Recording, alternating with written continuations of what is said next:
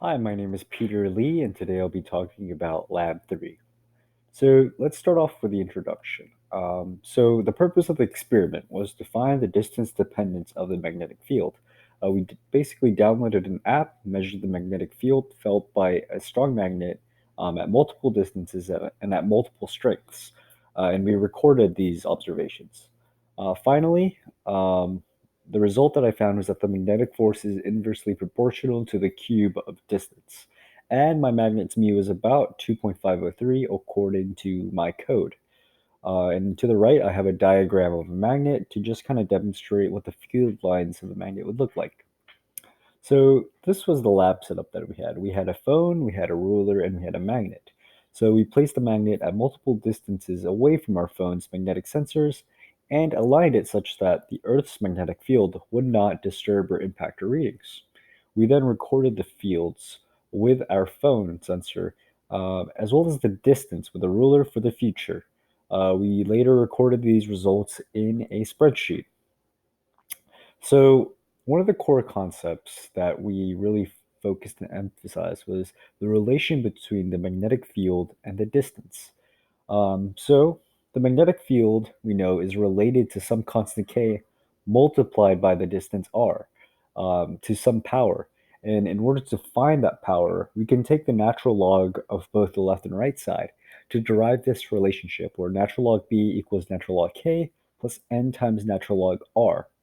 Now, by plotting the relationship between natural log b and natural log r, we can find n, which is the distance dependence between these two, by solving for the slope. And that's exactly what we did. We inputted all of our results into a spreadsheet, and we were able to plot it.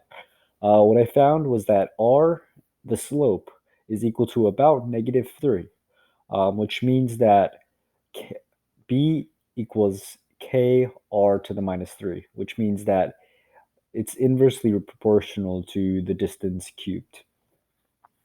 So, finally, I took the measurements of my magnet, and I used code to kind of simulate the model that I have.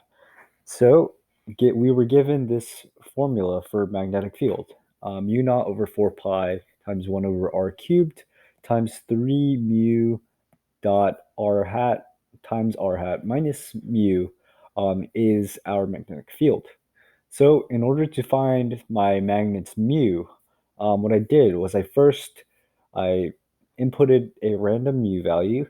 I checked if the magnetic field matched the experiment, and then I tweaked the value of magnet.mu until I reached a very good approximation to the data that I had. So here, as you can see, it spit out the information for the magnet mu at 1,000 teslas away, microteslas away, and I was able to find that incrementally by inputting the distance from my experiment until I got the desired output of my experiment as well.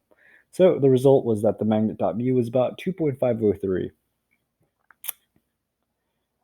And finally, one of the questions at the end of the lab was, what would happen if I had a 45-degree angle? Um, so the theoretical calculations that I derived from my um, code model was that I received about 787.64 microteslas according to my Ghost group code. And I measured about 794 microteslas according to the phone measurements.